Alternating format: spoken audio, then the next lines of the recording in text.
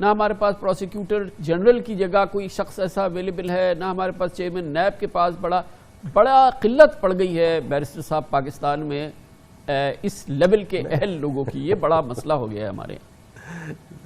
نہیں کامران صاحب آپ ہلکا سا ٹونٹ کر رہے ہیں. نہیں بالکل میں بھاری ٹونٹ کر رہا ہوں، لیکن میں پوچھنا چاہ رہا ہوں. دیکھیے میں آپ میرے بھائی ہیں اور میں آپ کو I think we been together, اور مجھے تھوڑا سا آئیڈیا ہے کہ تھوڑا سا آپ اس کو اس طرف لے جا رہے ہیں، لیکن نہیں بالکل نہیں. پاکستان میں دیکھیے اچھے لوگ ہیں. اصغر حیدر صاحب تو بالکل ایکسٹینشن یہ لینا نہیں چاہتے تھے.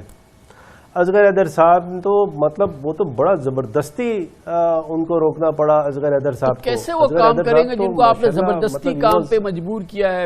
اب کیسے ہوگا؟ ان کو زبردستی بیچارے جا رہے تھے، آپ نے زبردستی، تو وہ زبردستی تو پھر وہ کارکردگی تو نہیں کر پائیں گے نا. یہ تو بڑی ایک مشکل ہو جائے گی.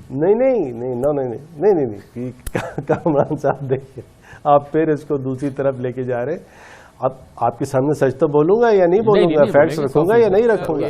گویا کہ دو لفظ اگر تحلیل ہو جائیں، نان ایکسٹینڈیبل اور کنسلٹیشن، اگر یہ دو الفاظ اس میں سے تحلیل ہو جائیں تو پھر وزیر اعظم تنہا جو ہے وہ نیا نیب چیئرمین لگا سکتے ہیں یا جسٹس جاوید اقبال کو توسیع دے سکتے ہیں. مگر اس کے لیے ضروری یہ ہے کہ اس قانون میں یہ تبدیلی کر دی جائے، اور وہ جو قانون میں تبدیلی کا ذریعہ ہے وہ یقیناً پارلیمنٹ کے ذریعے ہی ہو سکتا ہے. آرڈیننس سے بھی ہو سکتا ہے. 18ویں ترمیم جن حضرات نے بنائی، پیپلز پارٹی نے بنائی، نواز شریف صاحب نے بنائی، انہوں نے آرٹیکل 89 کو مروج رکھا. آرٹیکل 89 ہے آرڈیننس، تو ڈیلیٹ کر دیتے.